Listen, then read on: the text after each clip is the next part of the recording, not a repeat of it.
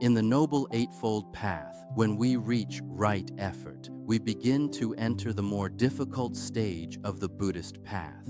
So before we get to that point, right view and right thoughts prepare our minds. Right speech and right action cultivate our blessings, and right livelihood prepares our way of life.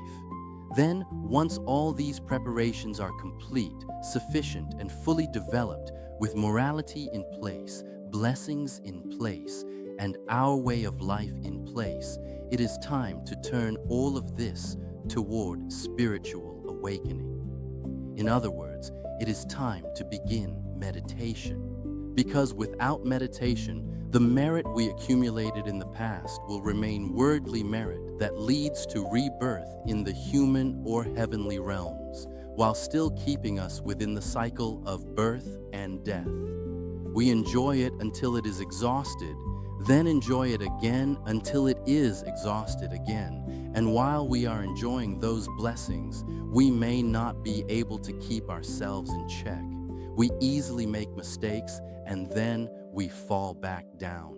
Almost all of us sitting here have gone through this before.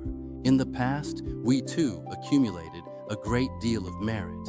But when our blessings increased and our morality failed to keep pace, our meditation failed to keep pace, and we lacked selflessness, we made mistakes again and fell back down. So we can say this: without blessings, life will be difficult.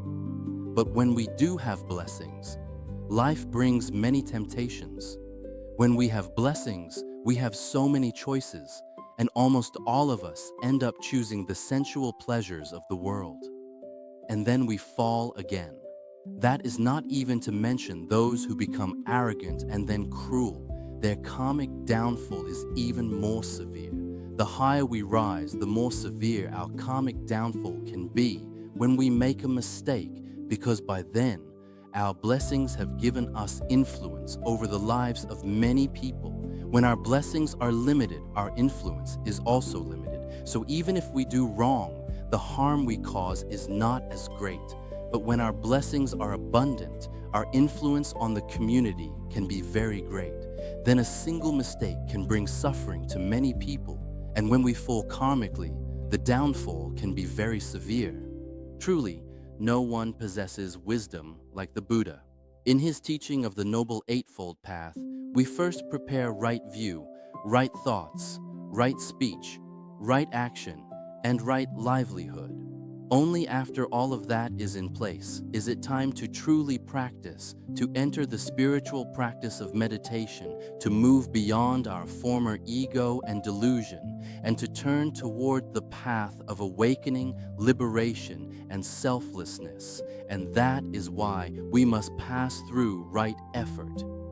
But now we are moving from an ordinary life where we are used to living with a restless mind and attachment to self, into meditation, selflessness, and purity. That is an enormous transition, an enormous change, and it is not easy to make. Not easy simply means difficult. And because meditation is difficult, the Buddha used the term right effort. It means we have to make a great deal of effort. This is no longer the effort to accumulate blessings. Now, it is the effort to sit in meditation. Sitting in meditation is difficult, and bringing the mind into a state of purity is extremely difficult.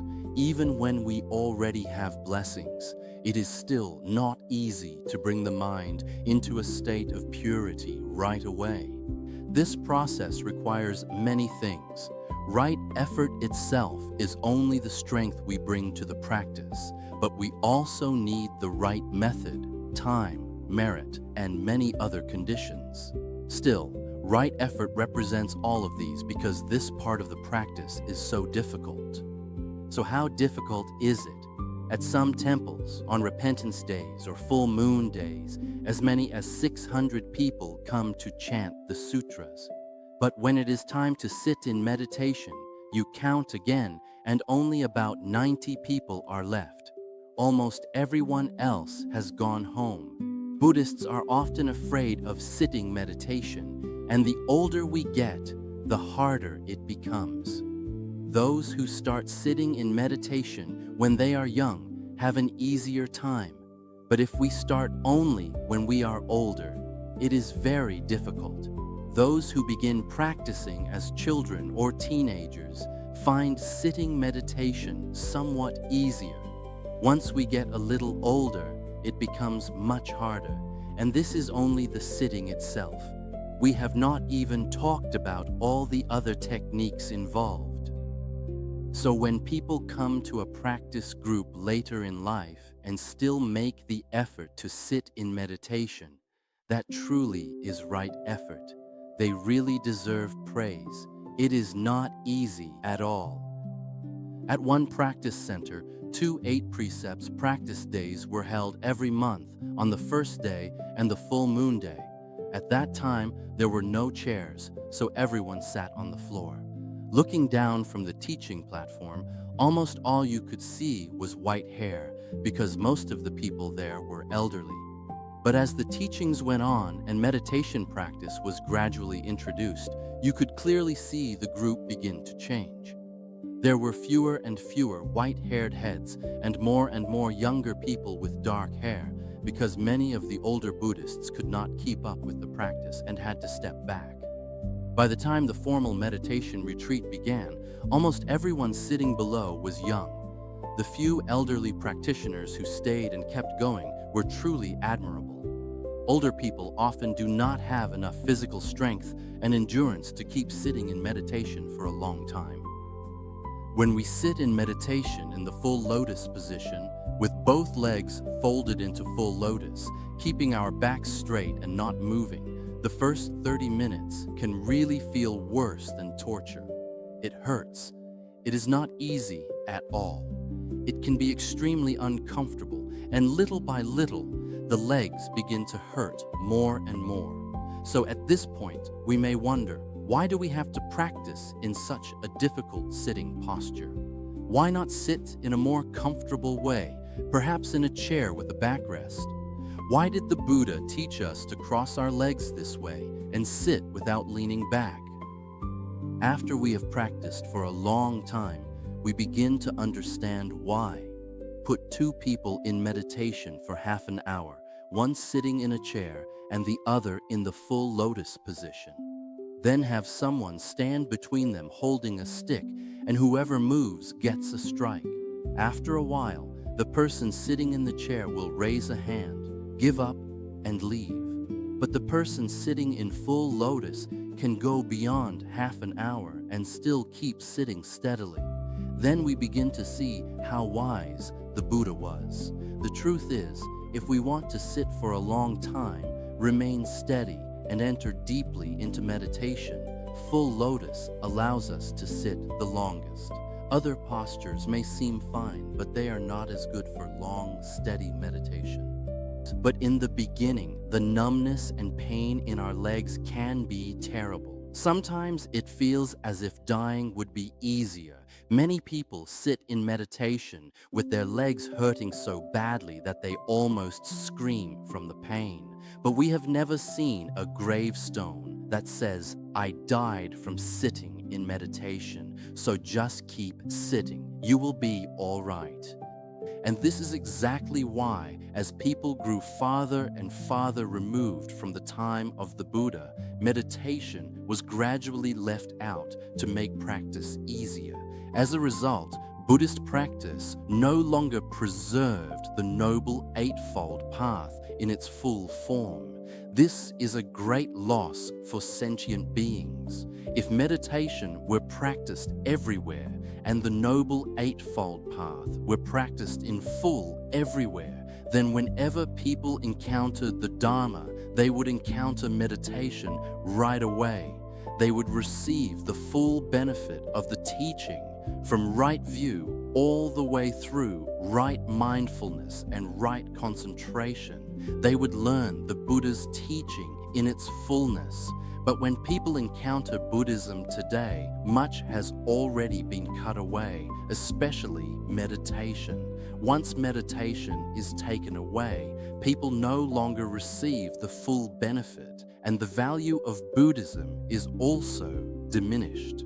When people think of Buddhism, they no longer think of profound meditation and awakening.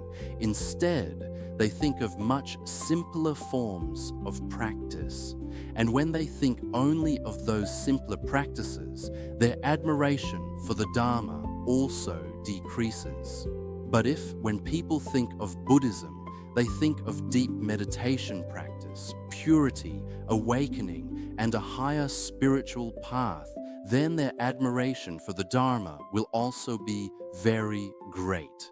But because we are now so far removed from the time of the Buddha, and because the meditation practice within the Noble Eightfold Path, beginning with right effort, is so difficult, parts of it have sometimes been cut away, just as parts of many old texts have been cut away over time.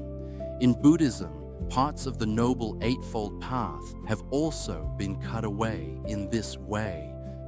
So in the Noble Eightfold Path, meditation is addressed in the final 3 factors: right effort, right mindfulness, and right concentration. Right effort is where we begin to put real effort into meditation. Right mindfulness is where results begin to appear. And right concentration is where those results become fully established. We can distinguish them this way. With right effort, we still have to work hard to keep the mind from becoming restless and scattered. With right concentration, we no longer have to hold the mind steady. The mind settles into stillness on its own and enters deep concentration on its own without any effort. And in between is right mindfulness, which is a somewhat gentler stage. If we know how to keep the mind gently steady, it stays peaceful and pure, and we only need a little effort to keep it that way. This middle stage is not yet very deep, but it takes up an entire factor of the Noble Eightfold Path, so it is still very difficult. Yet reaching this stage gives us great faith in the Dharma, because by then we are already living a completely different life. At the stage of right effort, we are still struggling. We still have to work hard and practice with the right method, and we are still people of this world. But once we begin to move into right mindfulness, we no longer need to make so much effort, and life begins to feel free and at ease. We truly become different people, living a different kind of life. We still laugh, still feel joy, and still seem completely normal. But in truth, we no longer belong to ordinary worldly life in the same way. Our thoughts, our views, and the way we see life are completely different. Money cannot buy us, and power cannot make us bow. That kind of character is like a true gentleman in the Confucian tradition. Such a person may appear gentle, but their strength is invisible, and nothing can break it.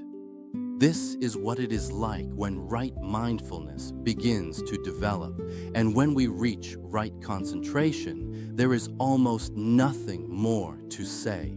We no longer have to make any effort at all. The mind simply becomes still, and there is nothing more we need to do.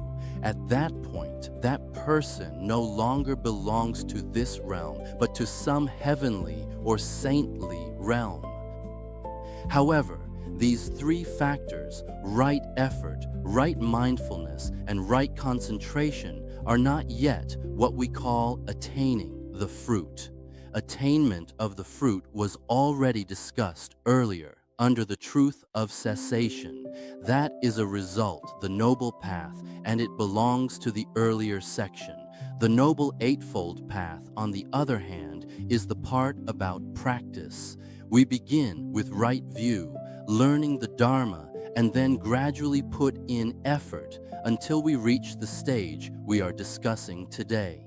Meditation, beginning with right effort. The important point about right effort is this. Right means correct, and effort means putting in effort. So right effort means putting in effort correctly. Correct in what way? By using the right method. Because if the method is wrong, we can keep practicing and still get no results. And if we keep forcing ourselves, we can even harm our minds and become ill. This is something we have to be extremely careful about when it comes to meditation. If we fall into wrong effort, our life can fall apart right there.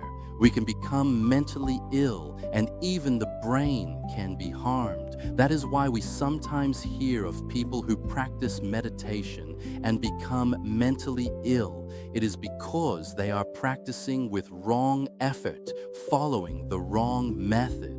So when we choose a teacher to guide us in meditation, what we should fear most is being influenced by a karmic connection.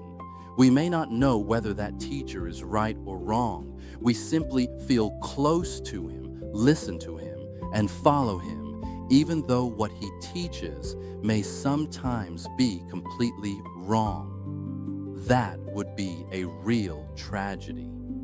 And this is where the problem lies.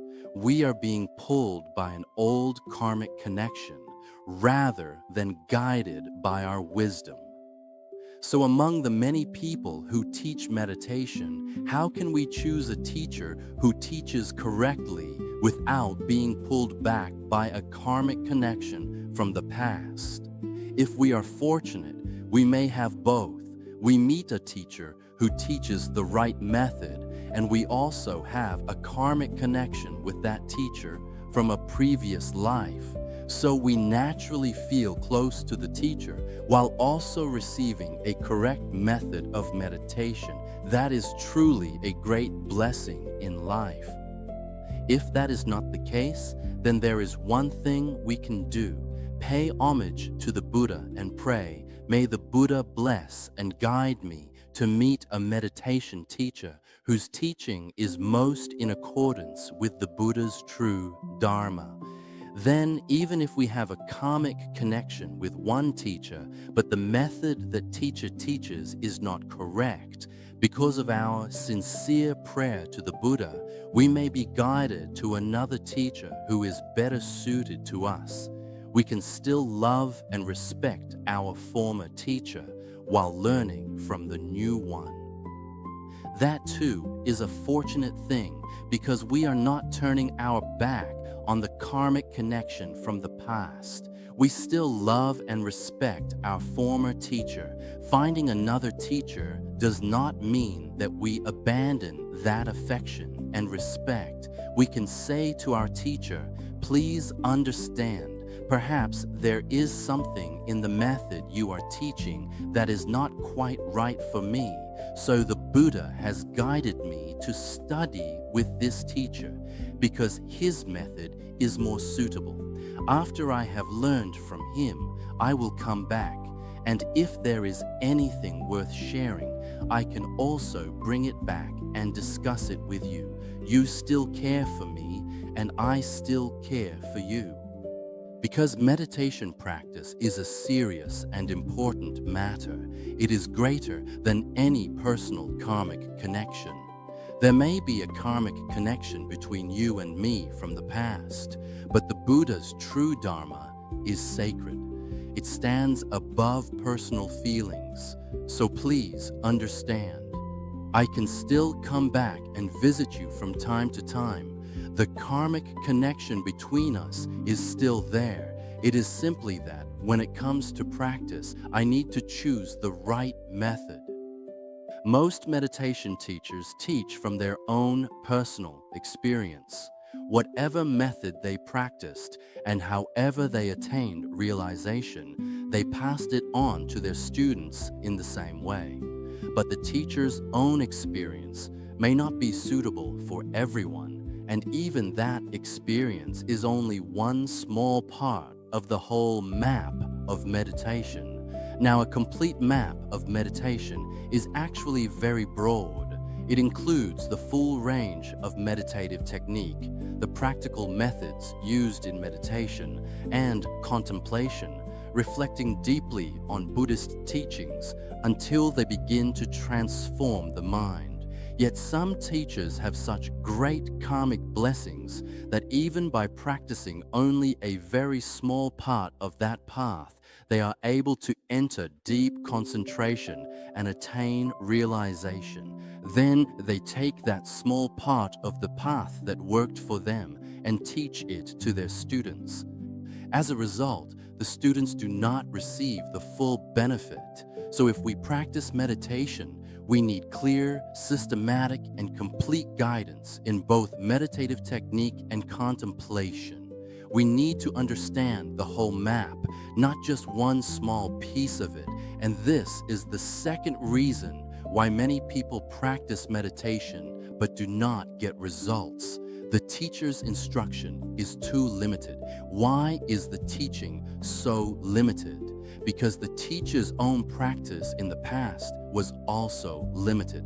Then how could the teacher still attain realization with such limited practice? Because that teacher already had tremendous karmic blessings. So when it comes to teaching meditation, a teacher's great blessings may seem like a wonderful thing, but sometimes, without realizing it, those very blessings can become an obstacle, even a hidden danger for the student's path of practice.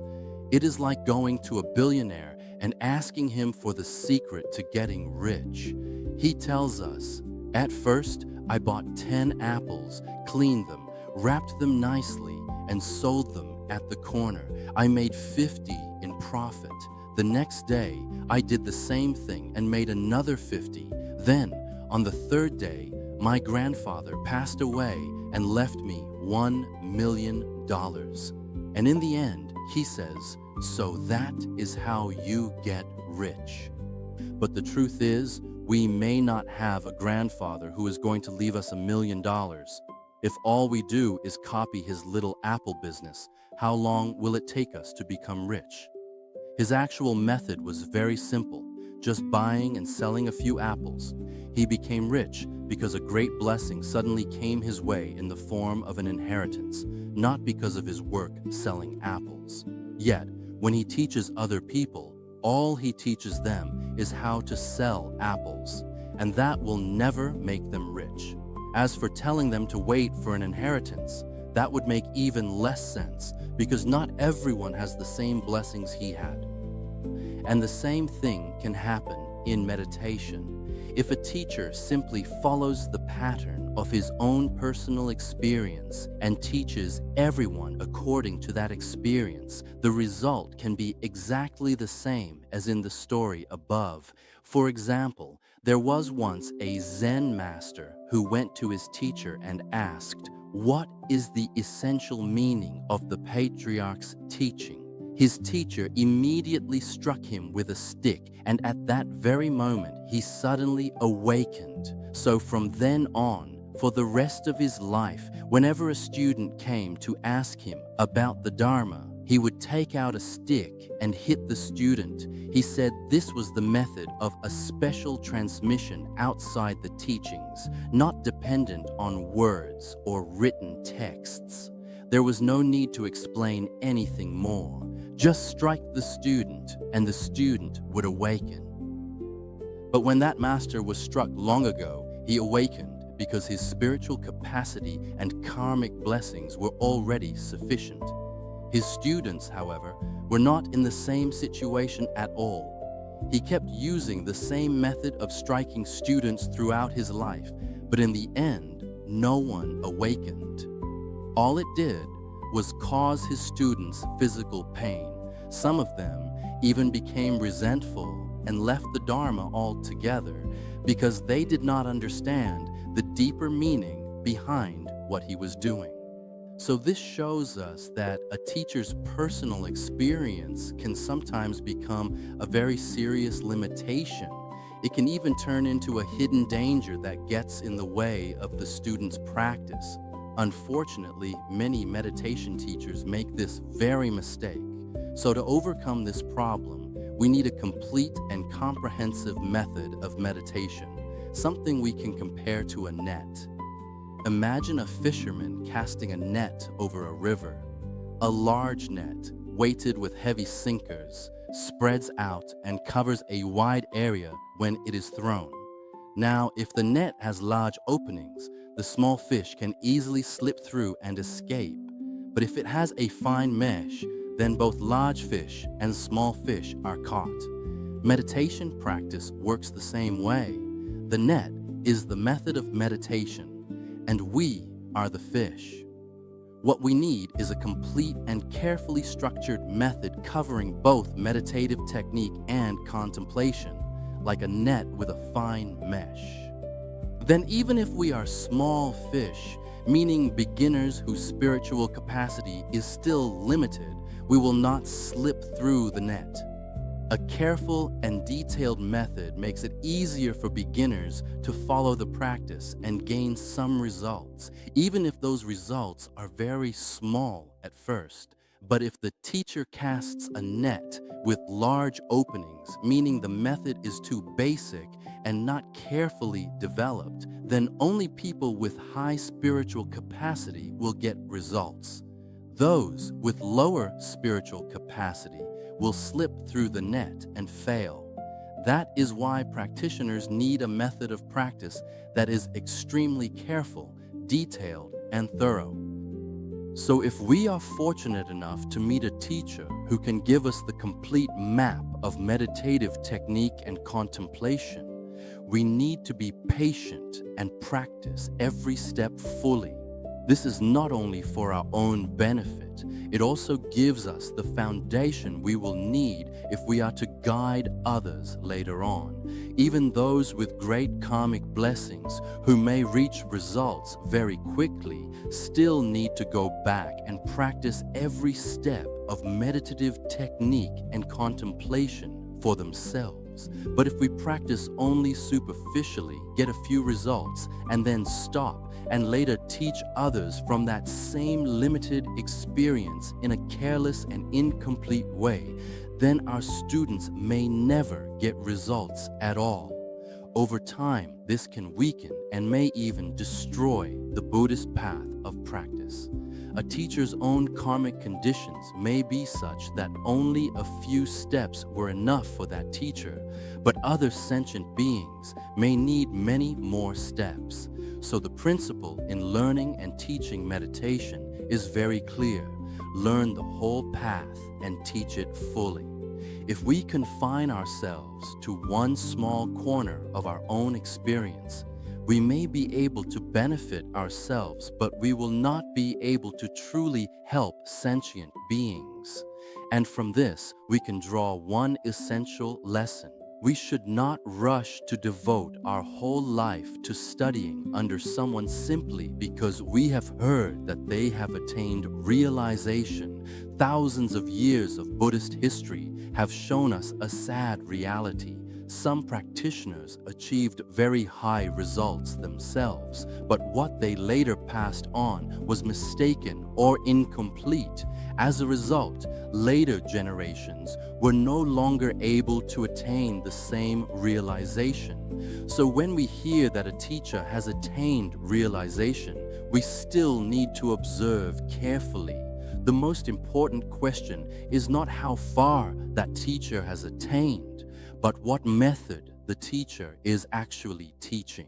Is it systematic? And is it suitable for people with different levels of spiritual capacity?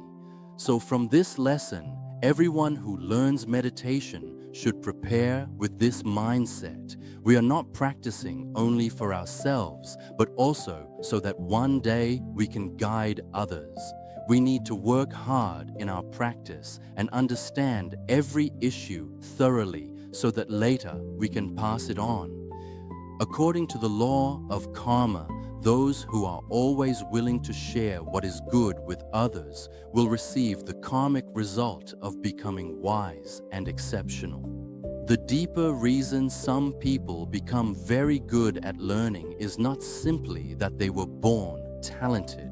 It comes from having an open and generous mind. Even while learning, they are already thinking about how to share that knowledge with those who come after them, rather than keeping it all to themselves. The same law of karma applies to learning meditation. We carry within us the dream of building an enlightened planet, a world where every sentient being can enter the door of meditation. We hope that in the future, meditation will become a natural part of everyday life, as ordinary as eating, getting dressed, or exercising each day.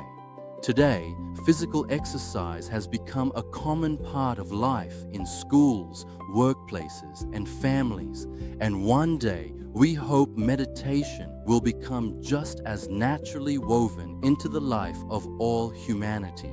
But the important question is this: when that day comes, will people truly understand the whole method of meditation?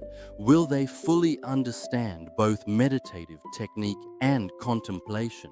Or will they still be practicing with vague and incomplete knowledge, leading to mistakes and even dangerous forms of practice that can result in mental illness? So if we are looking toward a future where humanity can sit together in meditation, in peace and boundless happiness, then the core method we pass on must be truly complete and accurate. And that great responsibility rests on those of us who are practicing and learning today. From the very beginning, as we enter meditation practice, we have to make the effort to practice correctly and practice completely. Only then can we pass these teachings on in their fullness to future generations and bring real benefit to others. That is why practitioners need to understand meditative technique and contemplation very thoroughly. However, throughout the practice of meditative technique and contemplation, there is one extremely important principle we must always remember. Karmic blessings are the foundation of meditation. We are walking the path of practice on the very foundation of our own karmic blessings. So, what happens if we walk the path of meditation without enough blessings beneath us? We begin to stumble and lose our footing. And if our blessings are exhausted, the path ahead can suddenly break away and become an abyss, and we can fall straight into it. So anyone who practices meditation must always keep this deeply in mind. Even though we have already built the foundations of morality through right view, right thoughts, right speech, and right action, and have already accumulated karmic blessings, we still have to keep doing good and accumulating blessings throughout our meditation practice. We must never stop creating blessings, because karmic blessings are the strongest support for the entire process of meditation. Once we understand this foundation of karmic blessings, we can now go more deeply into meditative technique first, beginning with the basic techniques and gradually moving to the more advanced ones. But when we actually begin practicing, each stage may take a week, a month, or even several years to complete. Depending on our spiritual capacity, some people may be quick and complete one step in just a week before moving on to the next. Others may need as long as 3 years to complete the same step. Whether our progress is fast or slow, one principle remains essential. From the beginning, we still need to know the complete sequence of steps. The practice of meditation has two core elements: meditative technique and contemplation. In its original Chinese meaning, the word behind meditative technique means to stop or to bring to a halt. In modern scientific terms, we can think of it as a technique for focusing and steadying the mind. The second element is contemplation. Contemplation means turning the mind toward a principle, a truth, or a teaching, and looking deeply into it until that understanding helps purify the mind. Meditative technique and contemplation work in different ways within meditation, but each has an important role that the other cannot replace. More specifically, meditative technique is a method we use to work against certain natural tendencies of our own physical body. The human body is naturally structured in such a way that it keeps producing wandering thoughts. Our brain is, in a sense, programmed to keep working and keep thinking all the time. That is simply one of its natural instincts, and that is exactly why it is so difficult to steady the mind. When we practice meditative technique in order to bring thinking to a stop, we are actually going against a natural instinct. We are working against a physiological mechanism that is already built into the body. So bringing these naturally arising wandering thoughts to a stop is an extremely difficult process. It is not easy at all. Once we understand this mechanism that produces wandering thoughts, we can better understand what the Buddha often taught. This body is not ours, and this mind is not ours. We see this again in volume 64 of The White Peak, in a dialogue between the Buddha and a follower of another spiritual tradition. The Buddha shows that this body and mind are not truly ours because we cannot simply command them to obey us. We may tell the body not to become sick, but when illness comes, the body still becomes sick. We may tell the mind not to think, but it does not listen. It simply keeps thinking. So when it comes to this mechanism that produces wandering thoughts, we cannot just order it to stop because this is a natural activity of the brain.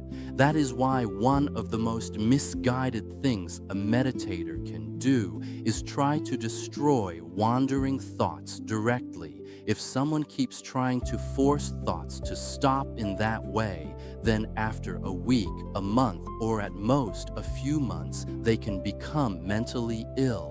In fact, there have been people who were once healthy and happy, and then after we had not seen them for some time, we were shocked to hear that they had become mentally ill.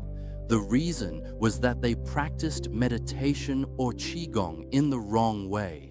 They kept directing all their attention into the head and tried to eliminate wandering thoughts directly. As a result, they seriously damaged the brain. We need to understand that the brain is a very complex system and it is influenced by the entire body, from the lower part of the body upward. There is also something very unusual that the world hardly knows. The root of wandering thoughts actually lies in the lower abdomen, not in the head. That is why a true meditator would never make the mistake of keeping the attention focused in the head. So the first basic step in meditative technique is to sit correctly in the full lotus position. And this really is the first challenge. Older people may find it very difficult because folding both legs into full lotus can be extremely painful. This is also why many people become afraid of meditation. As soon as they hear about sitting meditation, they become discouraged and give up. But we do not need to worry too much. There are people who entered monastic life at an older age and found it very difficult at first even to fold their legs into the proper position. They simply kept practicing. They would sit and read the Nikaya Suttas, practice folding their legs, and keep doing it again and again. Later, some of them were able to sit in meditation for as long as 3 hours. So yes, learning to sit properly can be difficult for older people, but it is certainly possible. With patience, we can get through it. Younger people should also make the effort to practice, while children usually find it much easier because their joints are still very flexible. As for the details of how to sit correctly in meditation, we need direct guidance from a teacher. The teacher can show us which leg to fold first, which leg comes next, how to place one hand over the other, how to keep the back straight without making it stiff, how to let the shoulders drop, relax the whole body, and direct the eyes downward. These details of posture really need to be demonstrated and taught step by step in person. If we only hear someone describe them in words, it is very easy to misunderstand and practice incorrectly. The most distinctive feature of the full lotus position is that the two palms, the two soles of the feet, and the lower abdomen all come together in the same area. No other sitting posture can do this. When we fold the legs into full lotus, the soles of both feet move closer to the abdomen. Then, when we place one hand over the other above the feet, both palms are also directed toward the lower abdomen. This is called 5 centers converging, meaning 5 points coming together in one place. The lower abdomen is 1 point, and the 2 palms and 2 soles make 4 more, for a total of 5. That is why the full lotus position is considered so important.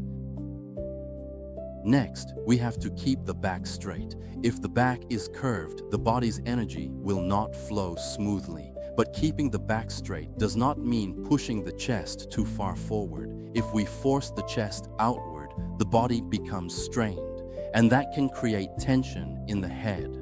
So there is a very precise degree of alignment in the spine that each person has to learn to feel for themselves. No one else can determine that exact point for us. When the teachers walk around during meditation and see that our back is curved, they may give it a gentle tap to remind us to straighten up.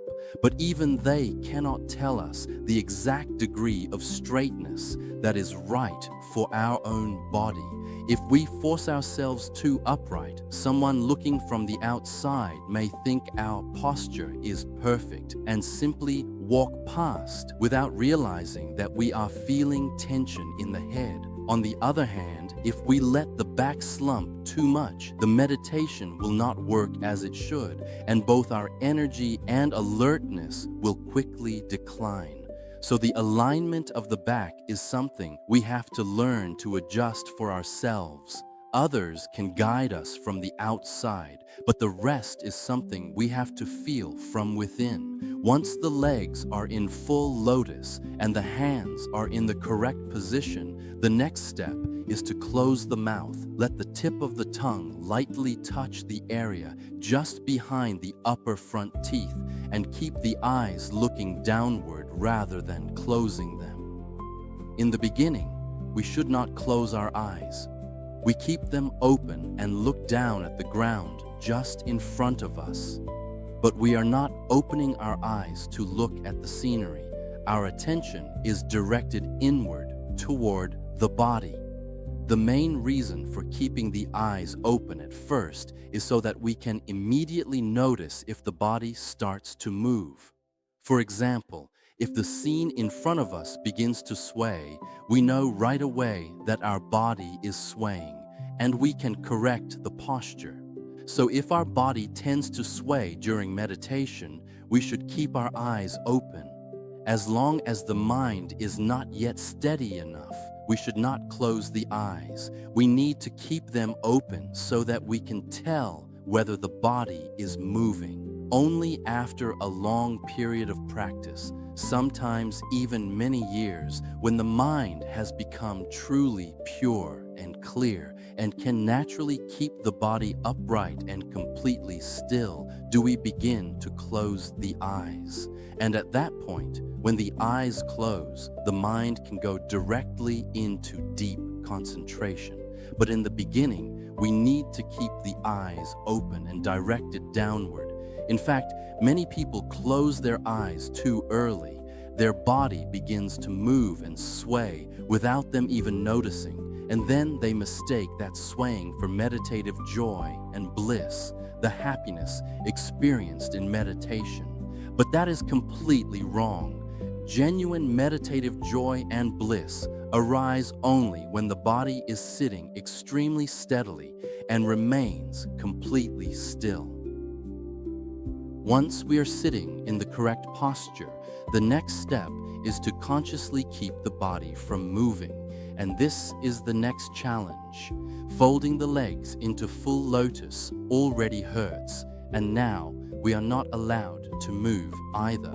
Normally, we only feel comfortable when we can move a little. Wherever we sit, we shift around from time to time. Almost no one stays perfectly still. Even the most serious person, if we filmed them and played the footage back in fast motion, would still be moving, because everyone needs to move a little to stay comfortable. So in meditation, being required to remain completely still is the first real hardship. We do not even need to talk about wandering thoughts yet. Just keeping the body still is already difficult, but this is a necessary technique. If we are not careful with the body at this stage, then later on, those small physical movements will disrupt our meditation and prevent us from steadying the mind deeply. The foundation has to be built very carefully. It is just like the way a martial arts master trains a student. The teacher first makes the student practice the basic stances. The student wonders, why do you keep making me stand here? Why don't you teach me how to punch? The teacher explains that the legs have to become stable, the stance has to be low and solid, and the student has to train those basic positions carefully. Only then can the hands move freely and effectively later on. Meditation is exactly the same. The ultimate goal may be to steady the mind, but first, please learn to sit properly in full lotus and do not move. So, what do we use to keep the body from moving? We cannot tie ourselves up with ropes or clamp the body in place with iron bars. The only thing we can use to keep the body still is the mind itself. We use the mind to watch over the whole body, and we use the mind to keep the body from moving. So even though we are working with the body, the work actually begins with the mind. At this point, we are absolutely not talking about eliminating wandering thoughts. It would be a serious mistake to try to destroy them directly, because doing that can harm the brain. Up to this point, we have not tried to deal with wandering thoughts at all. And even when we practice meditative technique and contemplation correctly and completely, there is still no instruction telling us to go and destroy wandering thoughts. And yet, those thoughts will eventually fade away on their own. It is similar to right livelihood. At the highest level of right livelihood, money comes to us naturally. We do not have to run after it. Meditation works the same way. When we practice correctly, wandering thoughts naturally quiet down and concentration arises on its own. We do not try to kill off wandering thoughts, and we do not go chasing after concentration. When meditative technique and contemplation are practiced correctly, the mind naturally enters concentration. Now, coming back to the beginning, we use the mind to keep the body still. At first, this is very difficult. We pay attention to the leg and the hand starts moving. We watch the hand and the shoulder starts moving. We pay attention to the shoulder and try to keep the head upright, and then the leg moves again. From the outside, it may look as though we are sitting perfectly still, but inside, the muscles are constantly making tiny movements. One area tightens a little. We notice it and relax it. As soon as that area relaxes, another muscle tightens, so we relax that one too. Then another area becomes tense. It keeps happening all over the body. If we are aware of the tension, we can release it. But if we do not notice it, the muscle just keeps tightening. After sitting for a while, the whole body can become stiff simply because the shoulder has been tense for too long. Then we finally notice the shoulder and relax it, only to find that the muscles around the thigh and knee have tightened because the legs are hurting so much. So the first step is to keep the body completely still on the outside. But once the body stops moving outwardly, we begin to notice movement on the inside. We tense one muscle a little, then another muscle somewhere else. Anyone who has spent time sitting in meditation will understand this very well. It really is a difficult stage. You only know what it is like once you have gone through it yourself. The second step is to keep the body completely still while keeping the whole body soft and relaxed. This is the second thing we need to consciously work on, and it is difficult as well. We may appear perfectly still from the outside, with no visible movement at all, but inside we may still be tensing one area, tightening another, with the muscles still stiff. So the second thing we do is check the whole body and relax everything, allowing the body to remain soft while still staying completely still. Once we begin to reach this state, we feel more comfortable. The mind becomes more relaxed, we become less easily angered, and we also feel less tense when we go out and deal with daily life. In other words, meditation has already begun to affect our life, even though the mind has not yet reached concentration. For example, suppose we sit in meditation today. We fold the legs into full lotus, keep the body still, and relax the whole body. The mind may still not be peaceful at all. Wandering thoughts may keep coming, one after another.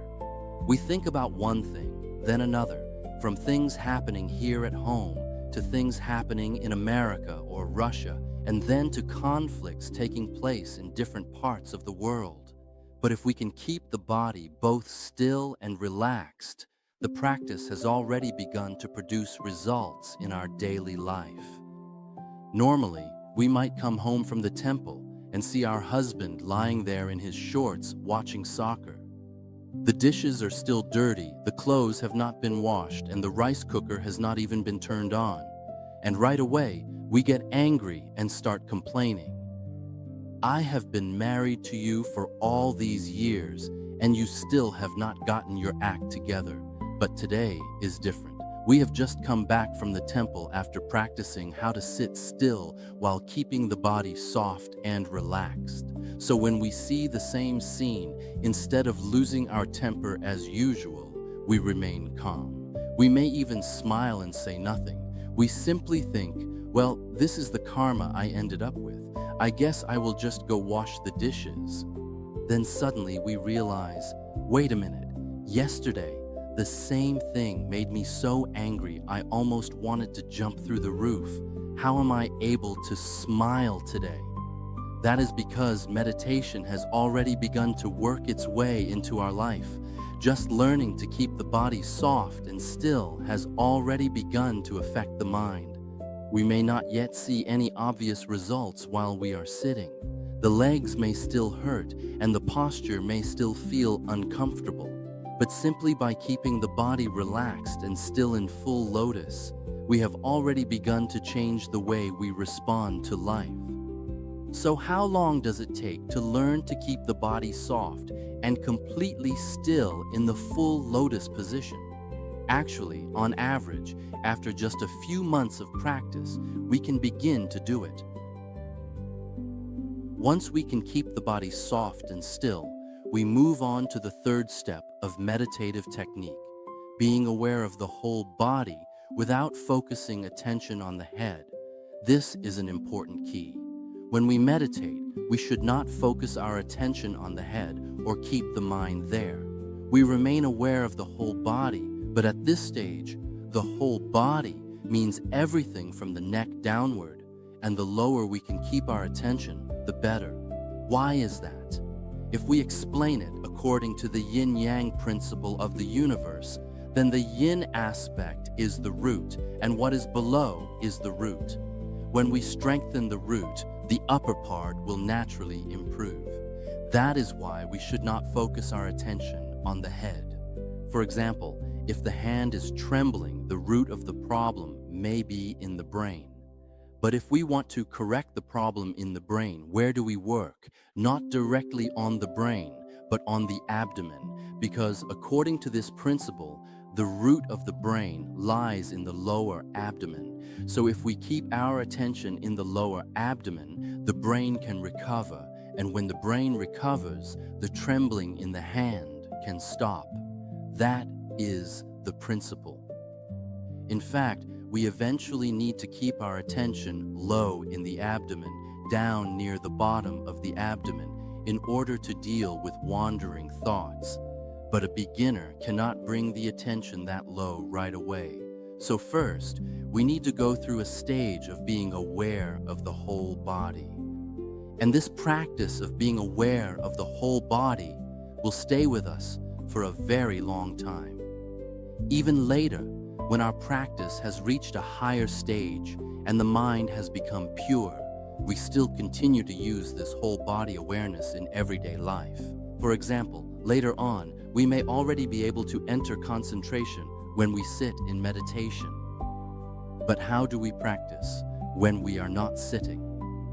We continue to be aware of the whole body, whether we are walking back and forth, bending or stretching our arms and legs, talking or working. We still remain aware of the whole body. So being aware of the whole body is a practice that stays with us throughout the entire path, from the time we first begin sitting in full lotus all the way through the later stages of practice. Those who have made progress in meditation may be laughing, talking, and happily walking around, but inwardly they are still aware of the whole body. They are continually abiding with themselves, and here, themselves means the whole body. Later, when we come to the 4 foundations of mindfulness, we will understand why whole body awareness is a practice that continues all the way through. But in the beginning, all we need to practice is this: be aware of the whole body and relax the whole body. By this point, the body has become used to sitting completely still in full lotus. But are wandering thoughts still there? Yes, they are. We can still think about all kinds of things. We may even start daydreaming about winning the lottery. So even while we are aware of the whole body and relaxing the whole body, wandering thoughts still continue to arise. But where do those wandering thoughts go? This is a very important question, and it will stay with us throughout our meditation practice. We are aware of the whole body and relaxing the whole body, but the wandering thoughts are still running around. They run outside the body and off into all kinds of things in life: family, work, business, profits, buying and selling. We may even start thinking about Korean dramas. So what does it really mean to be aware of the whole body? It means drawing those wandering thoughts back and not letting them run too far away. This is the first technique. Being aware of the whole body does not make wandering thoughts disappear immediately. They are still there and they can still arise. But when they start to run off and we remember to come back to the whole body, they are drawn back and do not continue running so far away. This is the first principle for dealing with wandering thoughts. Wandering thoughts run after all kinds of things and move away from the body. So first, we remain aware of the whole body and draw those wandering thoughts back to the body. They do not stop right away. They may linger around and then arise again. But each time we notice what is happening and return to whole body awareness, the wandering thoughts are drawn back again. So, as we learn this method of meditation today, we can see the process step by step. Where do wandering thoughts go? They leave the body and run after all kinds of things in the world. So being aware of the whole body means drawing those wandering thoughts back. That is the basic principle, and it is very clear. But wandering thoughts are not quite as simple as we have just described. It is not as though every time they run off, we become aware of the whole body, draw them back, and then they simply stay there. They may be drawn back for a moment and then run off again. And this time, it is not just the wandering thoughts that run away. They pull us along with them until we completely forget to remain aware of the whole body. And this is exactly where meditation becomes difficult. A wandering thought arises, leaves the body, and pulls us along with it. We follow it out into the world and become absorbed in the content of that thought.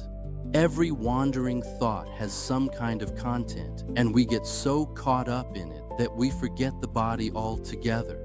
We are supposed to remain aware of the whole body and draw the wandering thought back, but instead, the wandering thought ends up pulling us away. Sometimes, by the time we suddenly remember what we are doing, the bell signaling the end of meditation has already rung. Only then do we realize that for the past 30 or 45 minutes, we have let the mind wander through all kinds of things and have not really been meditating at all. Anyone who practices meditation can experience this. So what can help us remember the body at that moment and draw the wandering thoughts back to it?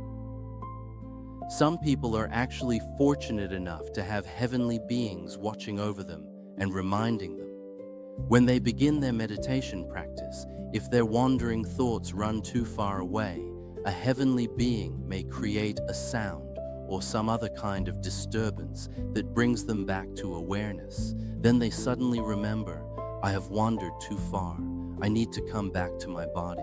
That is a reminder from a heavenly being. But if no heavenly being reminds us, then what helps us remember the body and come back? Remember this, because this is both the secret and the foundation. It is our blessings. In this situation, only our blessings can save us. We should not think it is because we are especially capable, because we are good at steadying the mind, or because we can hold mindfulness very firmly. What makes the difference here is our blessings. People with greater blessings often find it easier to remember the body when wandering thoughts pull them away. When those blessings come into play, we suddenly remember the body, settle back into awareness of it, and draw the wandering thoughts back. A little later, another wandering thought may arise. Again, we remember the body and draw it back. Being able to remember the body again and again and bring wandering thoughts back comes from our blessings. So blessings are the foundation of this. It is not about who is more capable, more intelligent, wealthier, or more powerful.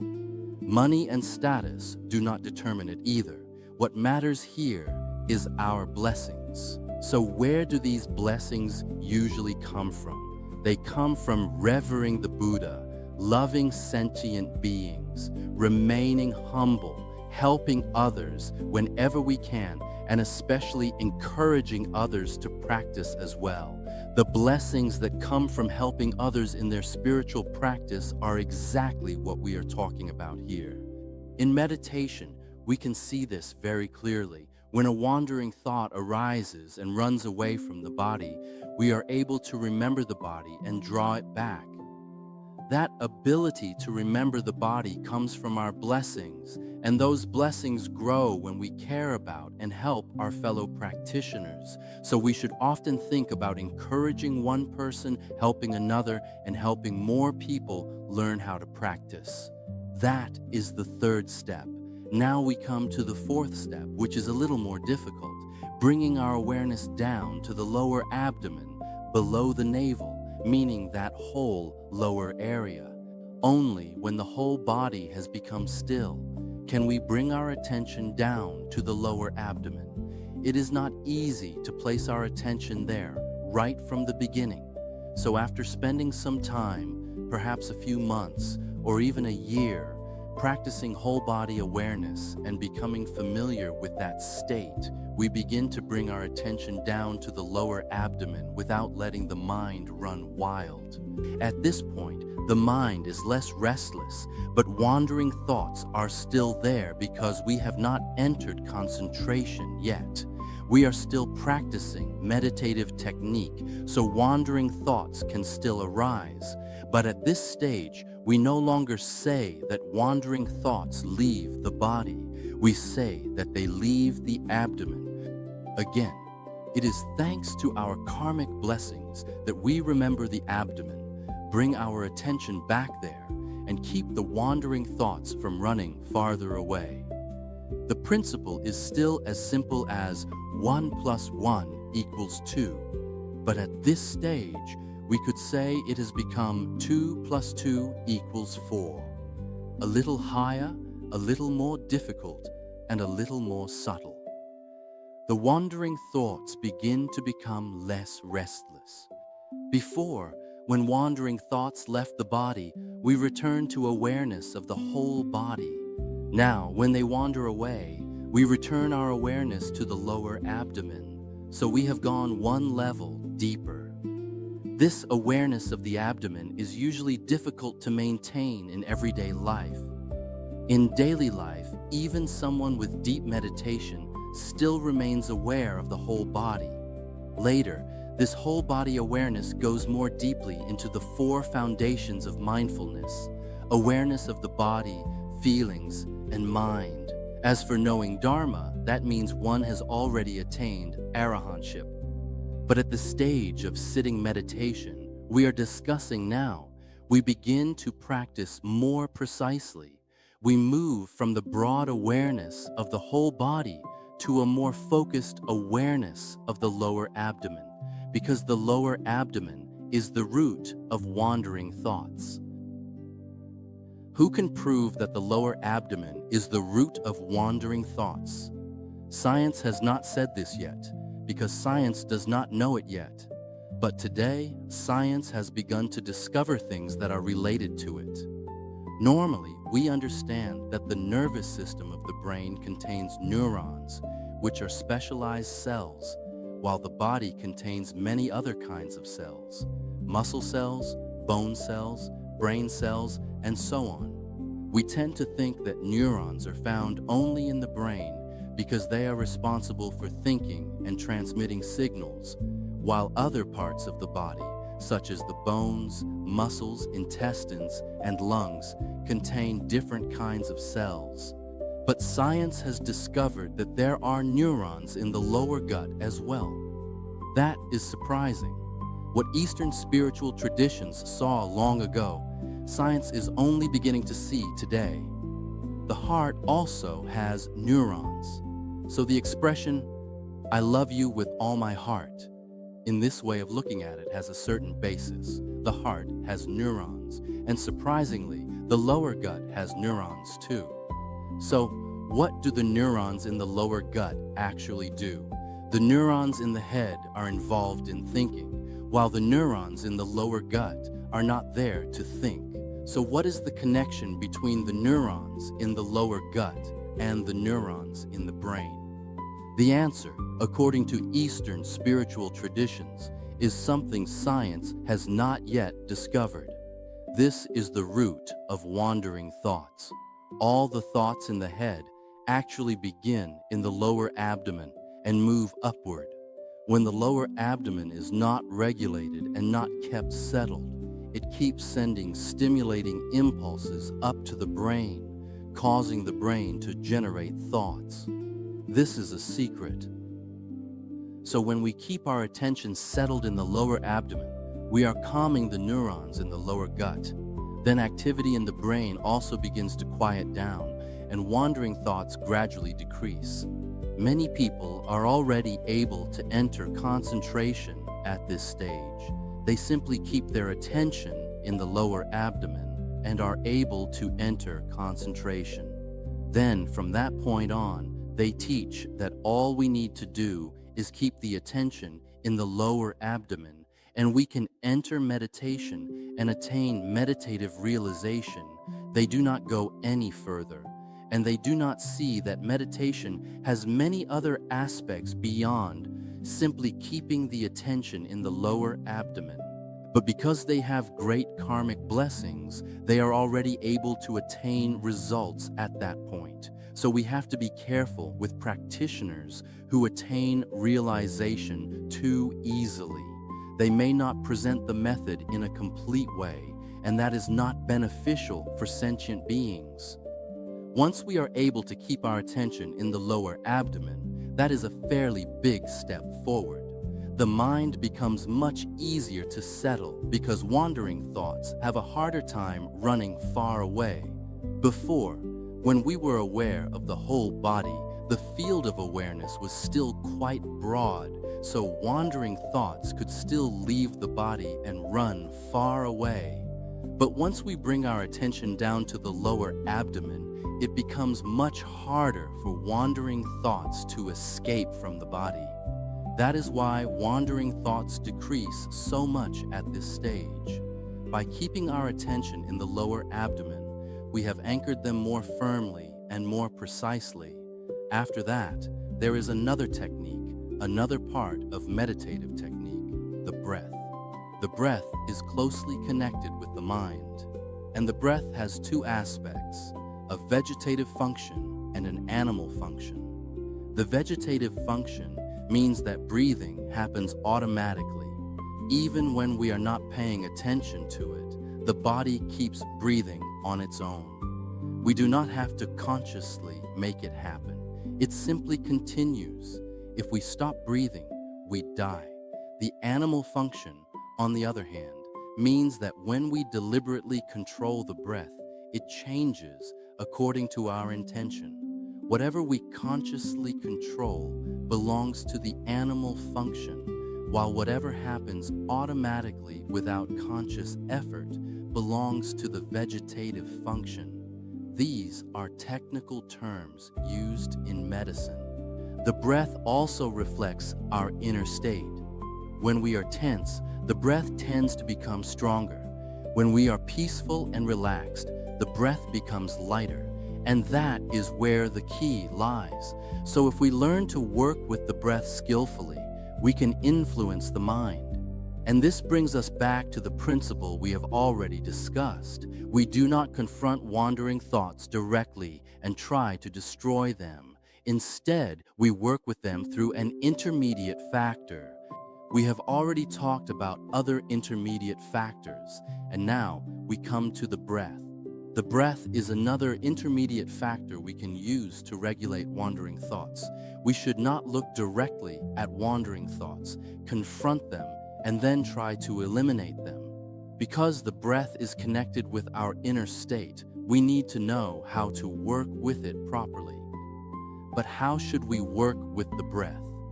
This is where it becomes difficult. If we deliberately control the breath and force it to breathe the way we want, we activate the brain and create tension there. So if we sit in meditation and force the breathing, the brain becomes tense.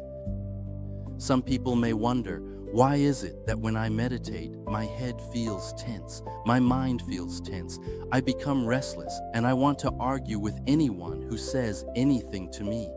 It is because they have been forcing the breath. When we force the breath, the brain is being activated. The part of the nervous system involved in controlling the breath becomes activated, and then that tension spreads through the brain and affects our feelings and emotions as well.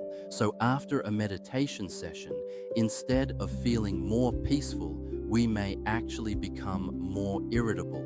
Someone barely says or does anything, and we already feel like getting angry. That happens because we have been trying to control the breath too forcefully. So we have to work with the breath very skillfully. The first step in working with the breath is just to know it. We simply know the breath as it is. Sometimes the in-breath is strong, sometimes it is light, sometimes it is long, and sometimes it is short. But there is one principle about the mind that we need to remember. When we are not paying attention to the breath, breathing stays in its vegetative or automatic function and simply happens on its own. But once we begin paying attention to the breath, especially during meditation, it can shift into its animal or voluntary function, meaning that we begin to control it. This is a very subtle point, and we need to understand it carefully. If we start controlling the breath, the brain becomes tense. And if the brain becomes tense, our meditation practice will fail. But if we completely ignore the breath, then we miss an important factor that can influence the mind. The breath and the mind are closely connected. When the mind is restless, the breath becomes stronger. When the mind is peaceful and pure, the breath becomes lighter. So we need to know how to work with the breath, and this requires both skill and wisdom. Pay attention to the breath without making the brain tense. That is the middle way we need to understand here. So this is how we practice. When we sit in meditation, after becoming aware of the whole body and then the lower abdomen, we begin to pay attention to the breath. We know the in-breath, we know the out-breath, but we simply know without controlling. Is that easy? No, it is not. It takes a great deal of subtlety and intelligence to do this correctly. So truly entering into meditation is a difficult process. We could say that people who are drawn to meditation often have a strong ability to notice subtle things. Now, that may sound as if we are judging or separating people, but that is not the point. The point is that meditation requires a very high degree of subtle awareness. That also explains the numbers we talked about earlier. Many people come to the temple for repentance practice, but when it is time to sit in meditation, only a small number remain. It does not mean that those who leave are not intelligent. It simply means that meditation is so difficult that it requires a special degree of sensitivity and subtle awareness. So anyone who is drawn to meditation first needs to understand that they must learn to observe and notice things very carefully. From this stage onward, the difficult part is knowing the breath without controlling it.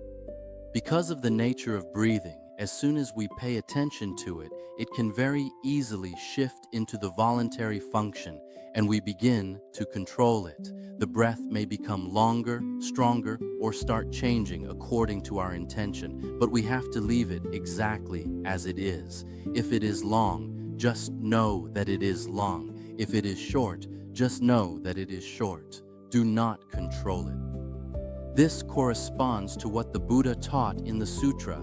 When the in-breath is long, know that the in-breath is long. When the out-breath is long, know that the out-breath is long. When the in-breath is short, know that the in-breath is short. When the out-breath is short, know that the out-breath is short. So this stage is simply about just knowing, without controlling. We need to read that sutra carefully so that we can understand what the Buddha meant. In ancient times, the language used in India did not express this as briefly as we can today. In Vietnamese, we can sum it up in just 5 words: just know without controlling. But in the Buddha's time, he expressed the same idea in a longer series of statements. I know the in-breath as I breathe in. I know the out-breath as I breathe out. When the in-breath is long, I know it is long. When the out-breath is long, I know it is long. When the in-breath is short, I know it is short. When the out-breath is short, I know it is short. So what we can express very simply today as know the breath without controlling it is presented in the sutra through that whole series of statements. But actually doing this is not easy. As soon as we sit down and become aware of the breath may immediately shift into a controlled state and become longer or stronger. So we have to keep coming back to the same principle, just know without controlling. So how long does it take to learn this? It is different for everyone. There was once a group leader at a practice center who was very intelligent and had previously served in a unit that tracked down robbers. Even he said that it took him about 3 years to master this particular technique. So when teaching meditation, the stage of just knowing without controlling may need to be practiced for 6 months or even a full year. This is a long process. Once we have learned these meditative techniques, being aware of the whole body, being aware of the lower abdomen, knowing the breath while keeping the body soft and completely still, we begin to approach the highest stage of meditative technique. We do not control the breath, but we skillfully allow it to become slow, minimal, and gentle. This requires a very high degree of subtlety. The mind has to become well trained before we can allow the breath to be slow, minimal, and gentle, while the mind still remains settled in the lower abdomen. Slow is easy to understand, and gentle is easy to understand. But minimal is where we may begin to wonder, if we breathe so little, how can enough oxygen reach the brain? So we have to be very skillful here. We should not let the breath become so minimal that we do not get enough oxygen and develop a headache. But we should not breathe too much either, because when the breathing is too heavy, it becomes difficult for the mind to settle deeply into concentration. There is something very subtle about this reduced level of breathing. We have to find just the right amount. When we find that point, the mind begins to gather and become steady. This is where the mind and the breath begin to work closely together. The breath must be neither too much nor too little. It has to be just enough at exactly the right level for the mind to settle. So who can teach us exactly where that point is? Is there a ruler we can use to measure it? Do we need a machine to tell us how many cubic centimeters we breathe in and how many we breathe out? No, there is no machine that can measure this for us. Once again, we have to learn to feel it for ourselves. We have to recognize for ourselves that just right level of breathing, the level that is enough to steady and gather the mind. This too requires a very subtle kind of awareness. So once again, we can see that meditation requires a great deal of intelligence and subtle awareness. Not everyone can recognize this. Even among thousands of people at a Dharma gathering, not everyone will notice such a subtle point. But we continue paying homage to the Buddha, continue praying, and one day we may finally recognize this kind of breath that is slow, minimal, and gentle. At that point, we begin to experience peace, happiness, and the ability to steady the mind. There are also a few additional meditative techniques that are more esoteric, but they can be very helpful in supporting meditation. One of them is to place our attention on the sacrum while sitting in meditation. The sacrum is the bone at the back of the body, below the lower back. It is a fairly large triangular bone. When we gently keep our attention there, it gives rise to an inner force. For example, if the back is curved, we do not need to force ourselves to sit up straight. We simply keep our attention on the sacrum, and then this inner force begins to straighten the back without us deliberately trying to do so. If we regularly keep our attention on the sacrum, the entire skeletal structure will gradually become stronger, while at the same time generating an inner force that quietly protects the brain. The second technique is to place our attention at the very bottom of the abdomen in the perineal area. Keeping our attention there helps heal and regulate the entire brain. Up to now, there have been at least 3 people who attained meditative realization simply by keeping their attention in the perineal area.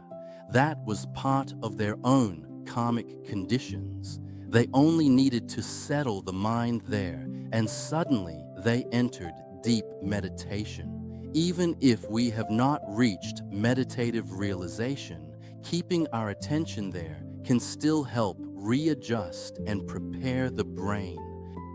In fact, each of us may have certain problems in the brain that we are not even aware of. On the outside, we may look cheerful and completely normal, while inside there may still be hidden problems. When we keep our attention in the perineal area, those hidden problems begin to be adjusted, helping us become a little more intelligent, calmer, and clearer in our thinking. But there is one extremely important point, and that is the Khanda point. This is a very special point. The Chinese commonly call it the Dantian, while in the ancient language of India, it is called Khanda. It is located at a point about 6 centimeters below the navel on the surface of the body. The ancient teachings say if we keep the mind steadily at that point, wandering thoughts naturally do not go far.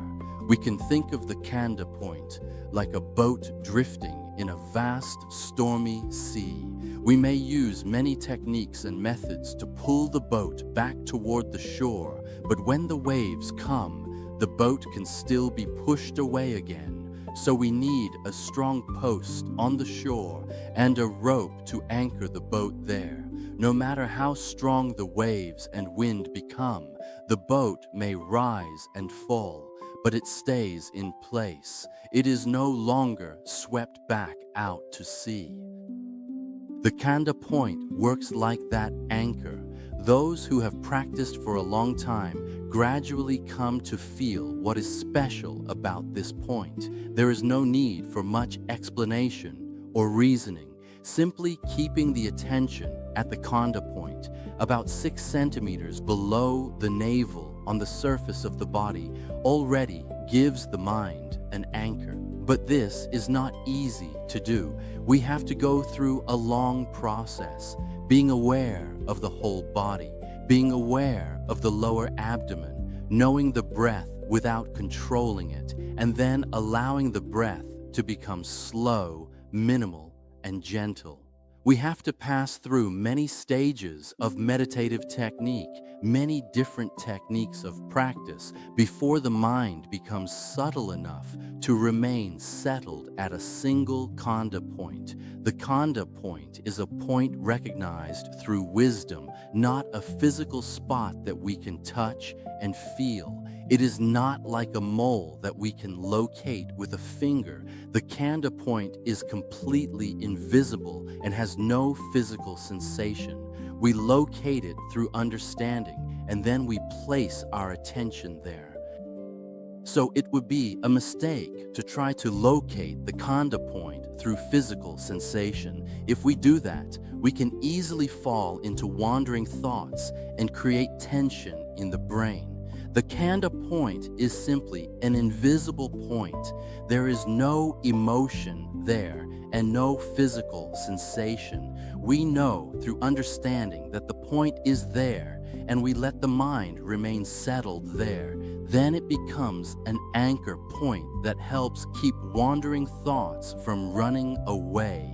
It is like a doorway, a step, or an anchoring rope that keeps the mind there and prevents it from running off. Once we are able to remain settled at the Kanda point, wandering thoughts have a much harder time escaping from the body. Before, with whole body awareness, wandering thoughts could leave the body and run after all kinds of things in the world. Later, when we became aware of the lower abdomen, wandering thoughts could still run off, but we could draw them back more easily. But once the mind can remain settled at the Kanda point, wandering thoughts find it very difficult to get away. This is also a doorway into concentration. From here, we may begin to enter deep concentration. So when someone finds the Kanda point, and finds is only a way of speaking, because this is not a physical point that can be seen or touched, the mind has already entered a very subtle and stable stage. In ancient times, the Buddha was also taught about this point by his royal teachers. When he was 12 years old, he entered meditation. At the time, his father, the king, was conducting the royal plowing ceremony, and everything around him was very busy and lively. He noticed the cool shade beneath a tree, felt drawn to it, sat down, placed his attention at the Kanda point, and after a while entered the first level of deep meditation. Milarepa, a great saintly monk of Tibet, also learned this from his teacher.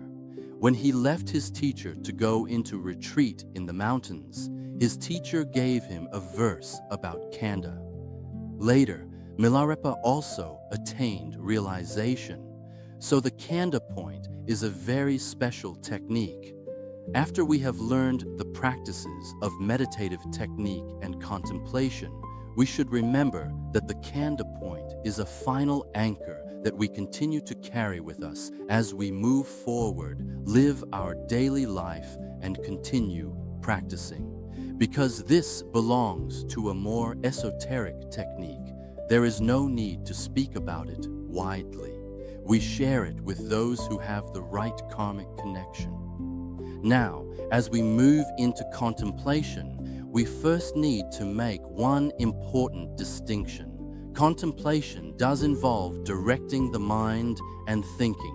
In the beginning, our mind may contain restless, mistaken, or harmful thoughts, but these have gradually been reduced through the earlier stages of practice. As our practice becomes more mature, we still think, but our thoughts remain within what is wholesome and in accordance with the Dharma. When we look at such a person's mind, we see gentleness. When we look at their face and the way they live, we no longer see harmful intentions, the desire to hurt others, selfish schemes, ambition, or selfishness. The mind is still active and still thinking, but it thinks only in ways that are wholesome and in accordance with what is right. This is not yet called contemplation. It is called wise reflection, meaning directing the mind and thinking in accordance with what is right and true. Wise reflection is very important in everyday life. For example, suppose we walk past an elderly woman standing by the side of the road. She looks at us and we look at her, but we do not know each other, so we simply keep walking. Normally, we would say that we did nothing wrong. We were just two strangers who happened to pass each other, but the fact that everything simply ends there shows that we are still lacking wise reflection. With wise reflection, we can look a little more deeply into the eyes of that elderly person. Perhaps behind that uncertain look is the hope of seeing someone familiar passing by. Older people can sometimes feel very lonely. Their children and grandchildren may live far away, so they may simply stand outside hoping to see a neighbor or an old friend, just to exchange a smile or a few kind words. Even something that small can bring a little warmth into their later years. We do not know them, and they do not know us. So by ordinary standards, There is nothing wrong with simply looking at each other and walking past. But from the standpoint of the Dharma, we are still missing that loving intention of the heart. With wise reflection, at the very least, we can quietly send that person a little love in our heart and then continue on our way. That alone is already a wholesome intention. If we have a little more time, we can gently bow our head and smile so that they can actually feel that warmth. If the love arises only silently in our heart, they may never know it is there, but a smile or a greeting can make their day feel a little warmer. And if we say, "Hello, do you live around here?" then in a small way, we may have just given a lonely elderly person a little gift that day. Wise reflection shows itself in very ordinary situations like these. Every day, life brings us countless situations.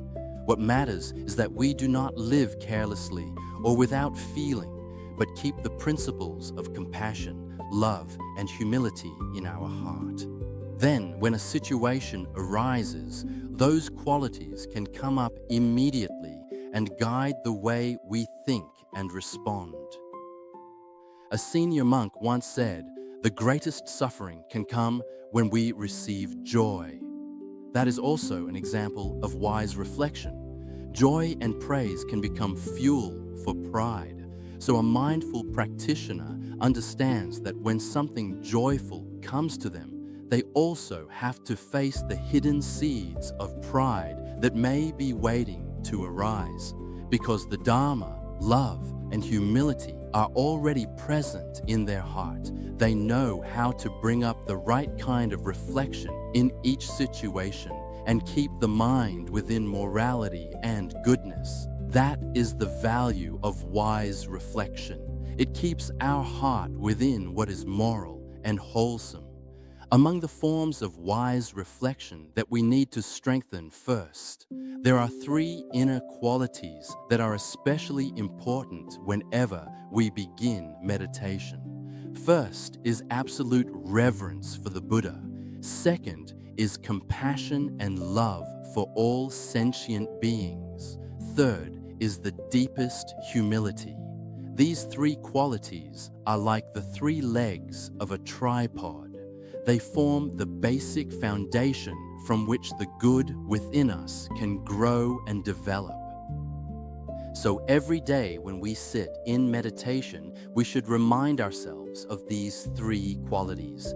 And not only during meditation, in everyday life, whenever we remember, we can remind ourselves again, "May my reverence for the Buddha be boundless and absolute. May my love for all sentient beings be without limit. May I remain deeply humble, always seeing myself as small and humble, like dust, like a simple blade of grass." By bringing these intentions to mind again and again, we carefully preserve these three fundamental qualities within ourselves. Contemplation is a higher step as we move more deeply into meditation. If meditative technique works with the restlessness that comes from the body, contemplation works with wandering thoughts that arise from the mind itself.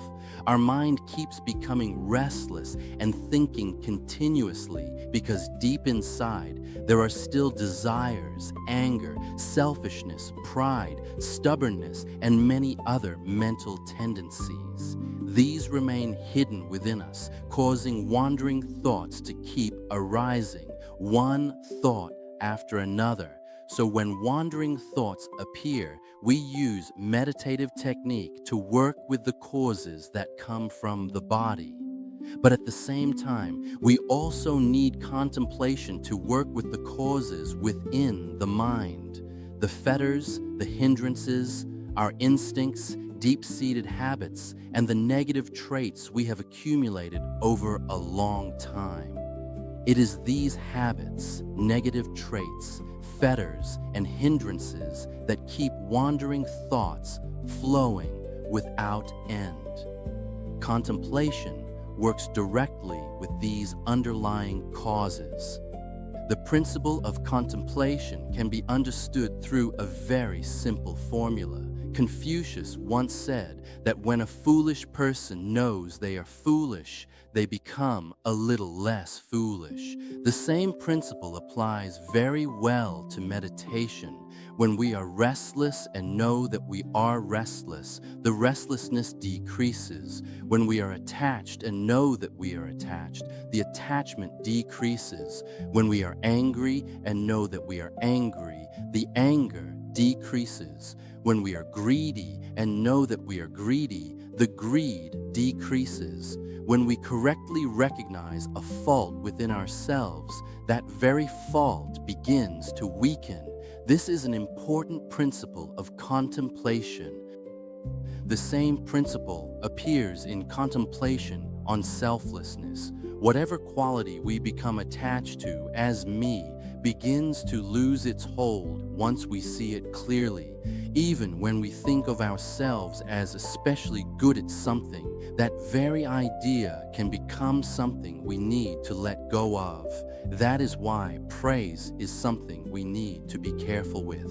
Someone praised for being beautiful may later lose that beauty. Someone praised for being intelligent may later do something unwise. The main point is that whenever we cling to a certain quality as part of who we are, that very attachment needs to be recognized and released. So when we can see the faults and wrong tendencies within ourselves and then contemplate them deeply and clearly, those faults gradually weaken and the mind becomes more pure. Those faults, deep-seated habits, and unwholesome mental tendencies are what keep wandering thoughts flowing. When those underlying causes begin to settle down, wandering thoughts no longer arise as strongly as before. That is the basic principle of contemplation. The formula, know that we are foolish and we become less foolish. Know that we are restless and we become less restless, points to something else that is very important. What we call becoming less foolish or less restless is actually the moment when a clear and vivid awareness begins to appear in the mind. That awareness helps keep watch over the mind, so wandering thoughts can no longer deceive us or slip past unnoticed. Here we can clearly see the difference between meditative technique and contemplation. When a wandering thought arises and the mind runs away from the body, meditative technique draws the mind back to the body, back to the Khanda point. Contemplation works differently. Instead of pulling the mind back in that way, it brings forth a clear awareness that sees the wandering thought the moment it begins to arise. When that awareness is clear and vivid, a wandering thought is recognized as soon as it starts to stir. It can no longer carry the mind far away. It stops and fades out. So meditative technique stops the mind from running away and brings it back to the body, while contemplation allows us to see a wandering thought clearly from the very moment it begins to arise. When this clear awareness begins to become established, we are entering the stage that prepares us for right mindfulness. Right mindfulness, however, belongs to the next part of the teaching. For now, what we need to examine is this: what should we contemplate? What truths should we reflect on and recognize so that the faults within the mind gradually decrease? The first contemplation is contemplation of the impermanence of the body. Once we are aware of the whole body and aware of the in-breath and out-breath, we continue by remembering and reflecting that this body is impermanent and cannot last. A person is born, the body grows, and then over time, as cells continue dividing, they gradually deteriorate and errors begin to appear. illness comes, old age comes, and eventually death comes. Some people become old before they become ill. Some become ill before reaching old age. Some die while still young. Some die after a period of illness, while others may die without first becoming old or sick. This body is truly fragile. The important thing is that the temporary and fragile nature of the body is a reality that is always with us. Everyone knows that human beings eventually grow old, become sick, and die. But most of us do not really reflect deeply on that truth. Because we do not regularly contemplate the impermanence of the body, we easily become attached to it.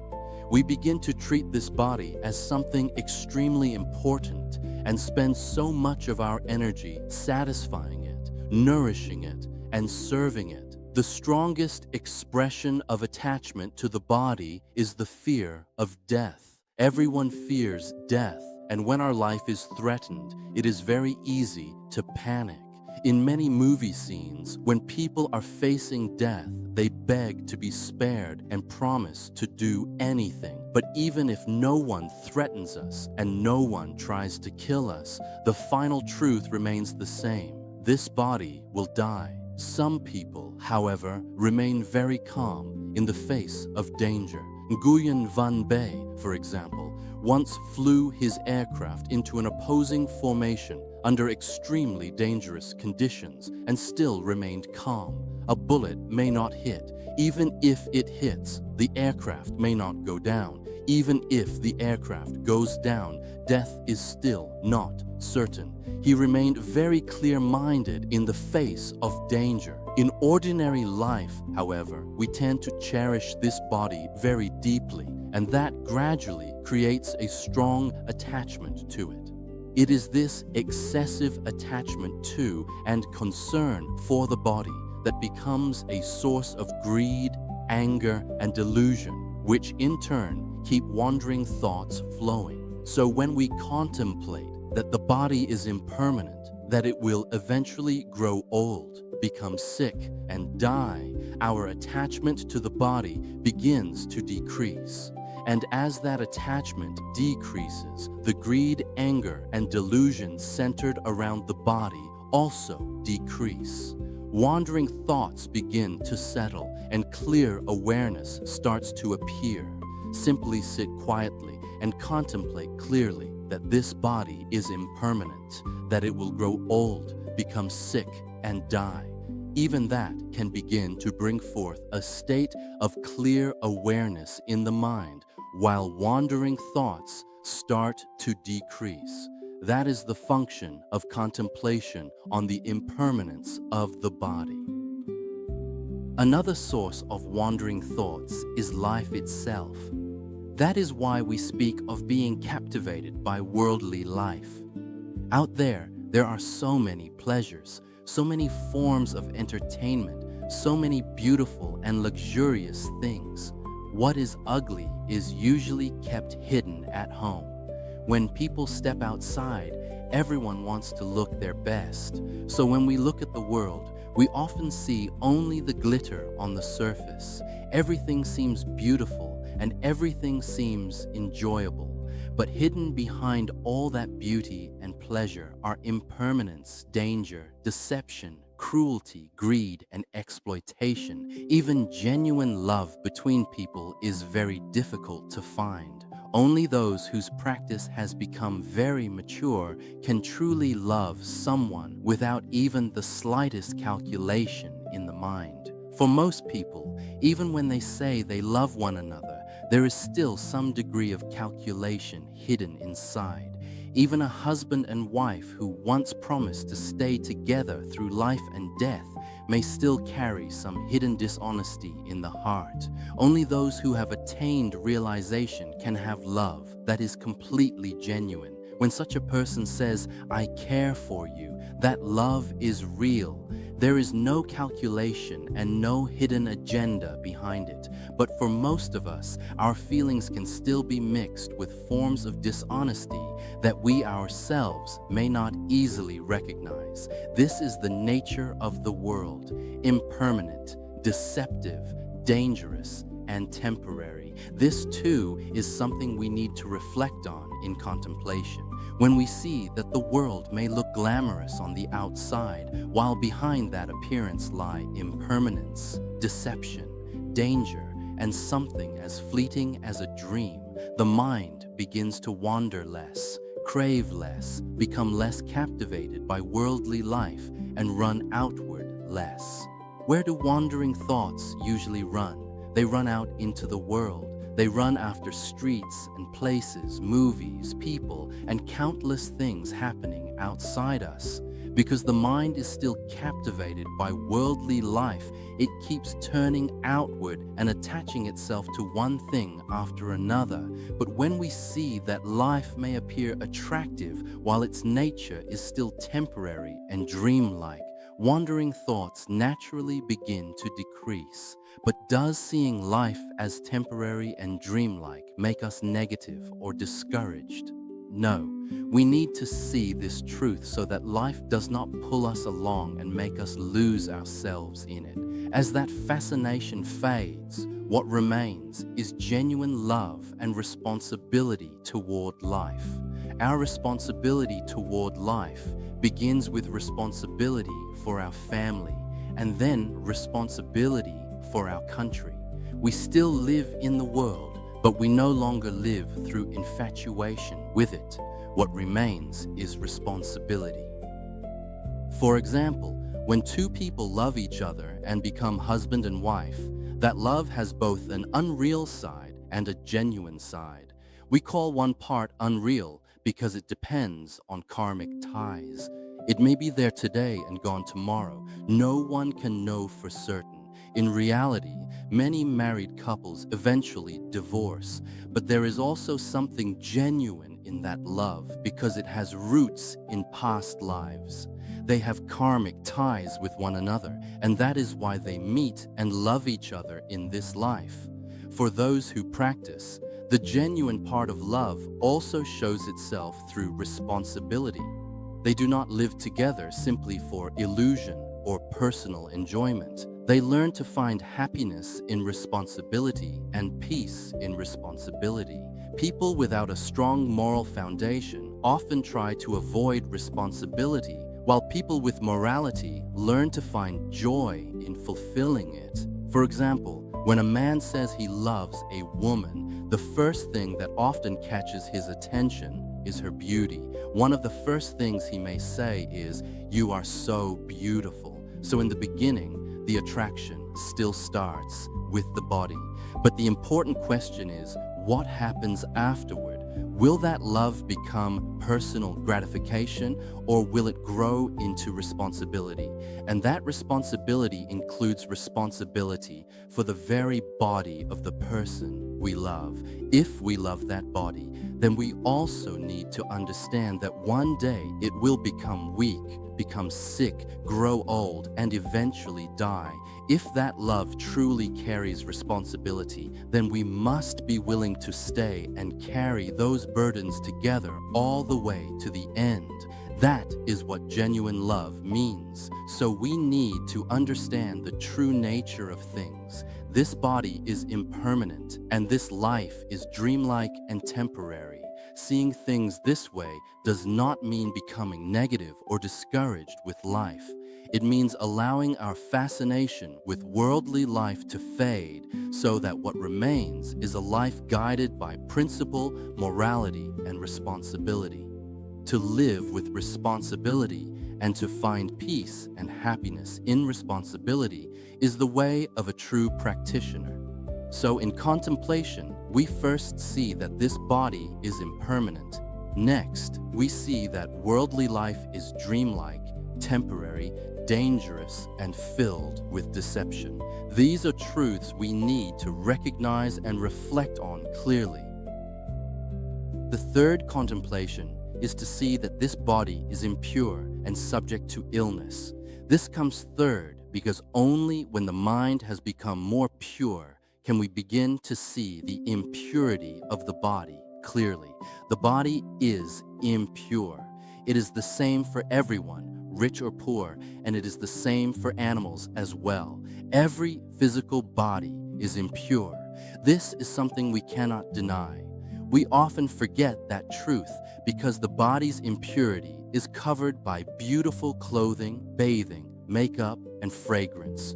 Those things only cover it up. The nature of the body itself remains impure. When someone has developed meditation and the mind has become still, they can see this very clearly. But the fortunate thing is that within this impure body, there can still be a noble heart. A disciple of the Buddha may still carry an impure physical body, but within that person, there may be a heart filled with love, faith in karma, an aspiration toward awakening, and deep reverence for the Buddha. Those are beautiful qualities within that person.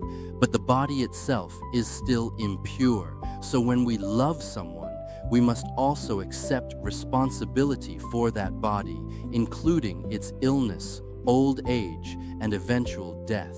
If there is a karmic bond between us, then we accept it and live responsibly toward one another. Another contemplation concerns our feelings. In life, sometimes we are sad and sometimes we are happy.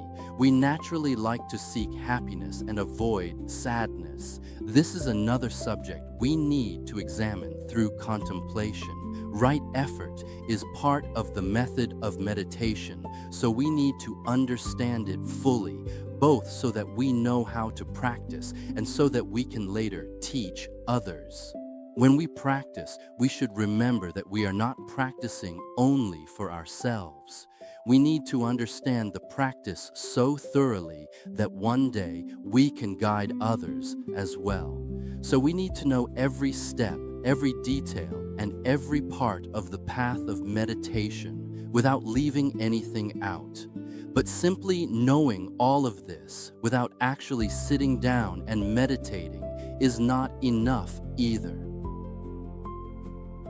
May all sentient beings throughout the Dharma realm practice diligently together, bring self-clinging and ignorance to an end, and together fulfill the path to Buddhahood. Namo Shakyamuni Buddha. Namo Shakyamuni Buddha. Namo Shakyamuni Buddha.